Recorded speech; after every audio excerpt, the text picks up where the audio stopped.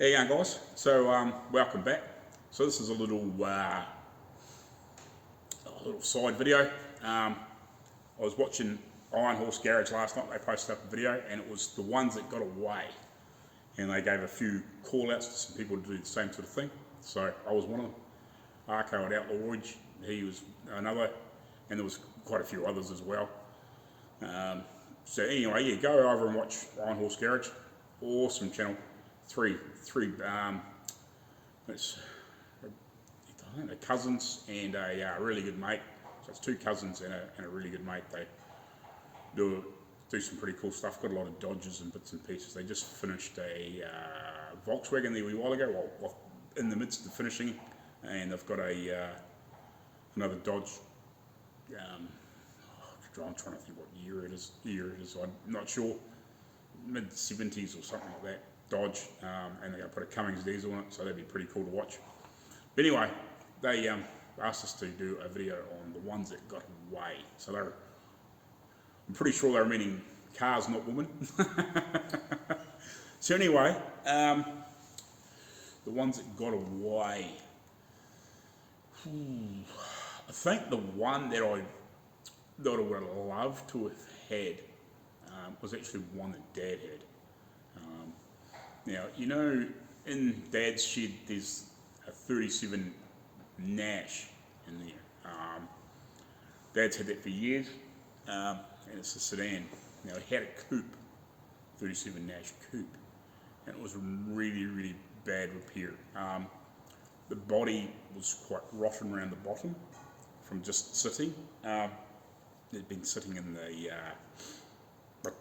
on the ground for a long time. It had been all sandblasted and all that sort of stuff years ago, way back in the early 80s or something like that, really early 80s, late 70s. Dad had a sandblasting or media blasting business. So anyway, yeah, he had that and cleaned that up there, and then it sat and sat and sat and sat. I'm not sure when he got it. I was fairly young. I don't know, less than 10 years old anyway. He bought that, and yeah, I think it's had a bent chassis and bits and pieces, but it would have been perfect candidate for a hot rod or that rod. Like, I wouldn't call it set restored, but I always had the visions. I even drew pictures of it years ago when I was younger at high school of hot rodding it. Would have loved to, or built a rat rod with it now or something like that. Would have been really cool. So that's one of the ones that I would have loved to have had, especially something that Dad had, that I probably could have had, but he sold it to another guy that wanted to restore it. So that's that. So some of the cars I've had that I've sold that I probably wish I still had, or not so much sold but bent. One of the first ones, actually the very first car was a mini van, 76 mini Austin Club and van. I had that that was my very first car. Dad and I cut the rust out, repainted it. Somebody had rebuilt the motor and gearbox in it, trans. Gearbox was a manual, like standard, whatever you want to call it. You actually had to shift the gears, it wasn't an auto. Yeah, I got that, was my first car, yeah, so we panel beated and painted it. And I'll see if I can find some photos. I should have photos somewhere. It was originally blue and white, and I painted it red and white. But yeah, I would have loved, that would have been quite a cool little thing to still have. But yeah, I was being a young fella out in the Sunday morning or sometime during the weekend, being idiots, and I was out doing reverse donuts out in the back of in a back street somewhere, and somebody come around the corner, there was a corner not far from where we were doing. Well, I was doing reverse donuts anyway, and this car came around the corner and T-boned me as I was swinging back around, hitting the passenger side, which would be the left-hand side, and bananaed it. I think it hit it about in here, about with the front door and posters, and bent it all up and twisted it, and was like, so yeah, that one died pretty quick. I might have had it 12 months, I suppose, if that. That was a cool little car. I used to love driving that. I think it would do 140 kilometres an hour, which whatever that is in miles an hour, I don't know. 160's about 100, so yeah, it would do 70 or 80, I suppose, flat out. And then another car that I had actually just after that, sold the motor and gearbox out of it after it was bent, and used that money to do up a 76 Mitsubishi coupe. They had three models about the same time. Well, I assume they were about the same sort of era. They had one that was a bit like a Mustang, and then they had another one that was sort of, they had like a 1600cc one, and then they had like an 1800cc one. They had the 2 litre one. I had the 1800 coupe. I think they were Dodges in America or something like that. I have seen them. I have seen them on the odd car show, or been posted up on the odd page, Dodge page or Chrysler page. So yeah, I had one of those, and it was like a sandy, creamy colour. I painted it like midnight blue green, and I think I put new seats in it and all that sort of stuff. So yeah, I wish I still had that. I sold that. And then another one, I bought a Charger in, it was about 90, end of 95, 96, somewhere around about there. I can't remember exactly. I do know the dates. It's written at home somewhere, in one amongst my bits and pieces. But yeah, what happened for that, I won't know how I got that, was I was working for Dad at the time, I think. You're pretty sure I was working for Dad at the time, and this old Maori fella, I don't know, he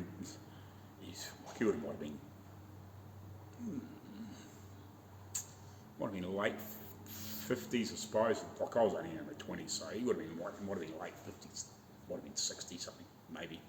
But yeah, he come in, and he had this old Valiant Charger, and it was rough. It was sort of running, but barely, like it was probably 5.5, maybe 4.5, 5.5 cylinders. It ran, but it was pretty sick.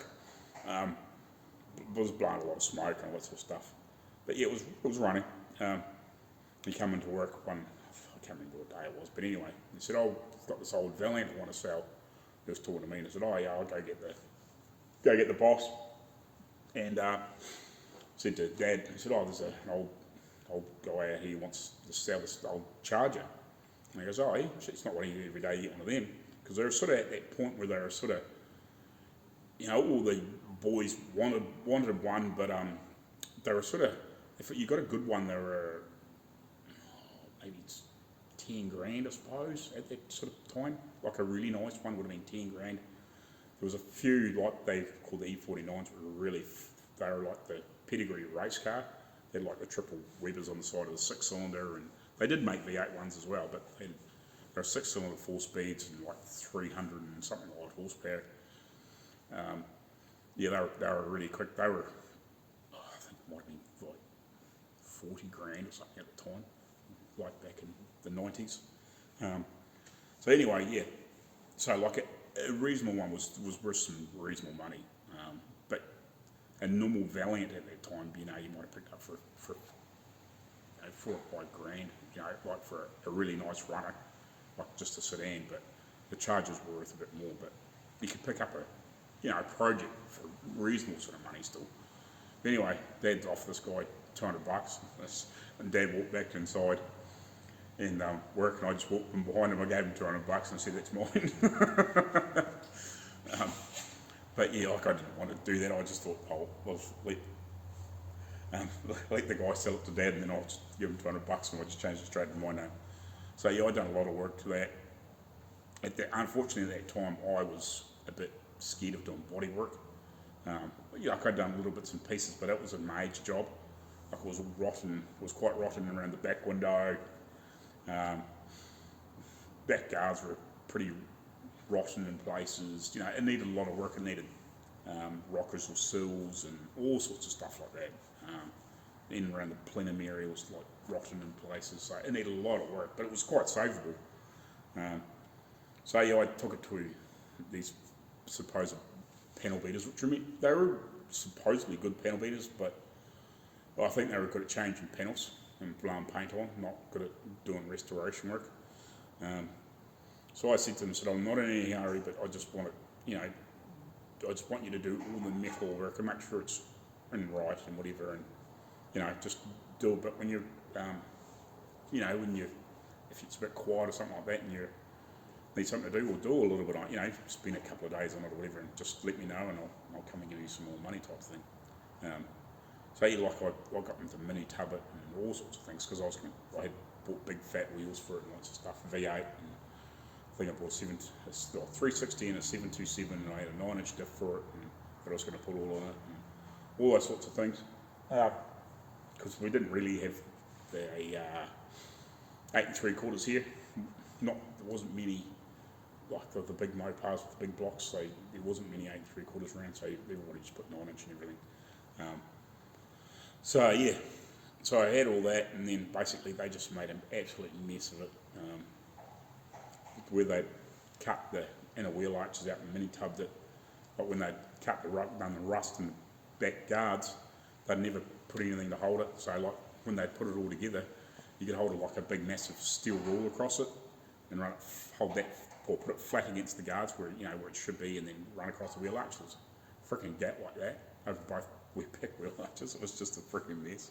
I think they had 3 goes trying to make it better, and they needed to cut all the mini tubs out, because what happened was they'd all sunken in when they'd done the rust repair, and then they just fit the mini tubs to it, so it wouldn't stretch back out, like not 1.5 inches to 2 inches. It was just a freaking mess. But anyway, so I sort of kept it for a while, and I sort of hummed and hawed what I was going to do with it, and I sort of like talked to some other people, and it was going to be like crazy money for people to fix it, whereas now I would have done it myself. But I let that go, and I kept the running gear that I bought for it and sold all the original stuff with it, and then I bought my VC, so I lost that one. I wish I kept the charger, because now like you can't buy a project for under 25 here. If you're lucky, like they're worth gold now. And then I basically bought a VC Valiant, which is like 67, very similar to the it's mid 60s Plymouth Barracudas and some of the like Plymouth Valiants, 4-door stuff. Very similar body, or basically the same body. Like I think you can put the doors on them. I've seen a few guys take the 2-door Plymouth Valiant doors and put them on the VCs and shift the pillars back to make a 2-door, because we never had 2 doors over here. I had that. I sold that in 2017 when I went back to Australia. So I would have loved to have that. If you go back through my early videos a few years ago, I'm working on that and do the quarters and stuff like that on it. I wish I still had that, but that's one I could probably get back if I had the money. And I think I'd probably get it back for reasonable money. Like I'd probably have to pay a bit more than what I sold for it, but I think I'd get back, because the guy hasn't done anything with it. He had all these big plans, and then I think he's one of these people that's had tough times and just nothing's sort of worked out over the last few years, and it's sort of it's sat. I think he might have done a little bits and pieces, but hasn't really done anything to it. So I could quite easily get that back, because I already bought the trans and everything in videos on YouTube. Pre-2017, so a few years ago now. And then the Dodge Phoenix, when I had it in Australia, when I first started talking to Arco, if I'd known this pandemic when it's going to be as bad, I probably would have stayed in Australia and finished that. That would have been finished by now. So that's probably the other one that I'm really gutted that disappeared. Hello. So anyway, before I got interrupted there, this has turned up for a minute. The Dodge, I would have loved to keep that and bought that back here. That was the plan before the American thing come up. So I would have loved to got that finished. Like I could have, if we'd stayed there with all the stimulus packages and everything they handed out in Australia, could quite easily finish that, to be honest. Like I was basically, the body was all done. It just needed painted and like just the finishing work and painted done, and then obviously finished going through the motor, because the motor was actually in pretty good nick. Yeah, I think I think we had to bore it, but yeah, it was like everything was in good nick. It was all standard, so it didn't need much. Like just needed going through basically and check the trans. I think I had to. Oh yeah, I did try and get another trans for it because it had the wrong trans for it. They had an earlier 727, one of the push button ones. It wasn't meant to be a push button. It was meant to be after the push button. Somebody had bought a trans because the motor had been taken out of it. Motor box had been taken out of it, and yeah, the original box wasn't there. And somebody had found a box, but it was the pre 66 trans. It was like a 65 or something, which was push button. Funny thing. So yeah, I would have loved to have kept that. Is there anything else I would have wanted to keep that shouldn't have got away? Oh, my whole Ute. I'd still love to have that too. They're worth really good money now. I had that sort of like the early 2000s to about 2004, 5, I think. I think I might have sold that. I think I sold it for $5,000, and about 9 years ago, it might have been sold again. I spotted it on Trade Me. It was for about $12,000 or $13,000, and now you'd be lucky to get one for under 20. Like a good one, good driver. Yeah, they are around, but yeah, like they're getting really piggy. Like there was actually one for sale I seen on Facebook Marketplace, and the guy wanted like about $4,000 or $5,000 for it, and it was a real pig. It was like it needed rust repair from one end to the other. You know what I mean? Like it wasn't. I don't even think it had a motor in it. You know, it was a real basket case. Like it could have been fixed, but yeah, like it was a real piggy basket case. Like it needed a lot of work. Like it's really something if you could get for a couple of grand, yeah, it might be worth it, but because you're gonna have to probably spend freaking 20 on it to get it up and running, if you know what I mean. Like it probably wouldn't cost that yourself, but like if somebody had to buy it, like it would have been easy 20 grand, just doing it on the cheap. So yeah, that's probably another one that I would have loved to have kept. Like it was only a 6, but I always wanted to put a V8 in it, but it was still the original 6 in it, and it would run really, really good.